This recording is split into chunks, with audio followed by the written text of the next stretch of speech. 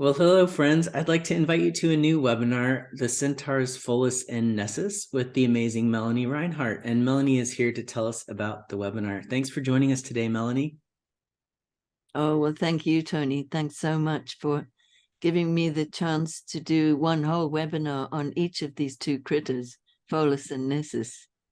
Absolutely. Yeah, that reminds me, I should have said it's a two-part series. So we're going to do one now and one to come. And if you'd like to join us, head over to the events page at Astrology University /events and check it out there. Or you can just type in Pholus or Nessus. Those are pretty unusual words into the search term or search field on any page of the website. But Melanie, can you tell folks a little bit about what you're preparing for them? Yes. So Saturday, January 14th, will be focused mostly on Pholus. I'll do a little bit of general introduction about what the Centaurs are and what their significance is. Then Pholus on January the 14th. And then on March the 11th, it will be Nessus. So I've been passionate about these creatures, the Centaurs, for a really long time now. So most people now are familiar with Chiron, the Centaur. And we could almost now think of him as he's the chief of a whole group of Centaurs. Last count that I looked on the website, there's 540 Centaurs, not all of whom are named. And whether or not they will be doesn't really matter, because, you know, when you're working with a newly discovered object like this, it's as if the energy of that archetype, that being, it really starts to speak. And that's been a thrilling part of this process. It's a particular kind of research where one is receiving information at the same time as endeavoring to ground it through observation of charts.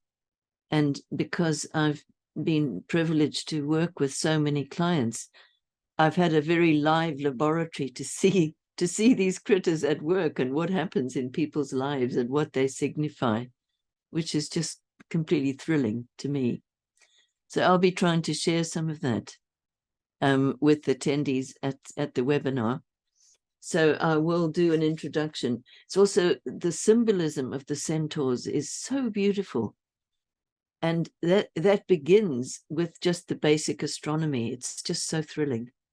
So I'll be describing the basic astronomy more in terms of the images, not in a whole lot of stats and facts, okay? But the images are just really spectacular. And then I want to also discuss the connection that all the Centaurs have with our favorite planet, Pluto. And that is spoken really clearly, again, in the symbolism of the astronomy. It's just beautiful. And so then I will talk about the mythology, which is also interesting. We'll look at just some of the astrological things, you know, like what its orbit looks like, because they're different than the regular planetary orbits. And therefore, you know, the ingresses or the times when the planet, I just call it a planet for shorthand, but they're not planets and never will be,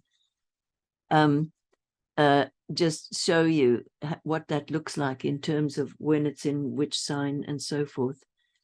And then there won't be time for me to go through a kind of laundry list of what Pholus means in every single one of the 12 signs.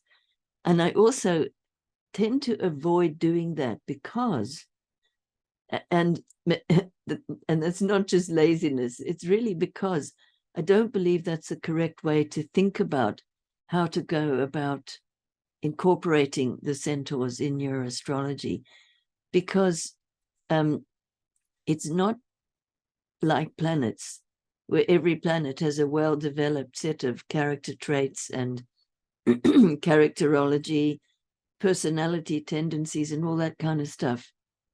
And with with some exceptions, the Centaurs don't really have that. But where they really jump into prominence is as a signifier of the processes within the soul. So all of them signify transitions, transformations, processes. So we don't want to go pegging them down in our minds with, well, this means that, and, Pholus here means that, and so on and so forth. In my experience, that's not such a fruitful way of trying to understand them. Best is your own observation, using just the basic astrology that you already know. And yes, then I'll give you some examples,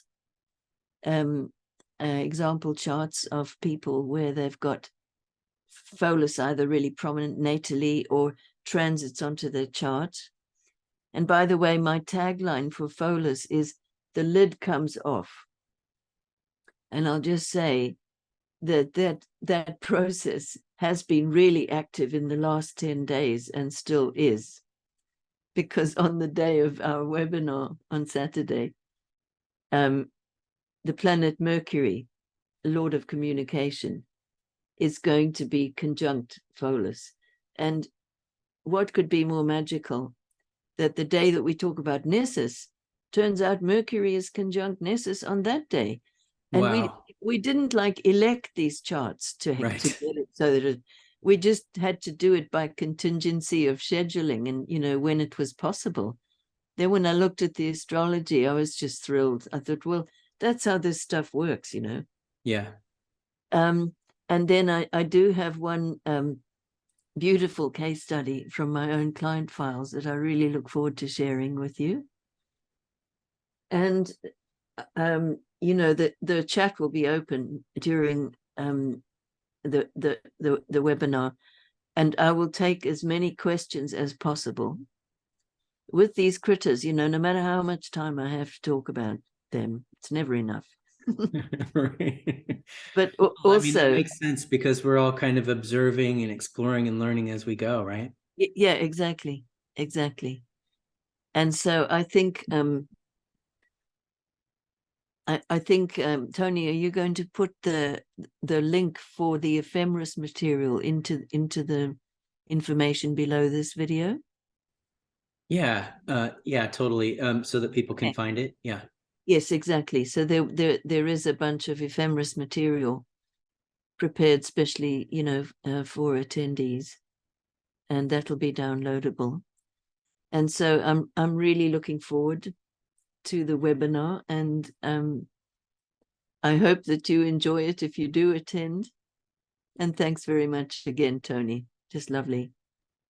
Absolutely. Thank you, Melanie. I know a few people myself who are very excited for this series. So I know some of you out there will be too. And if you'd like to sign up, again, you can head to astrologyuniversity.com/events and find it on the event calendar if you're tuning in to this video before the event. And if you're tuning in after we've already recorded it, you can get it for instant viewing. Just search for it in the search bar by typing Pholus or Nessus.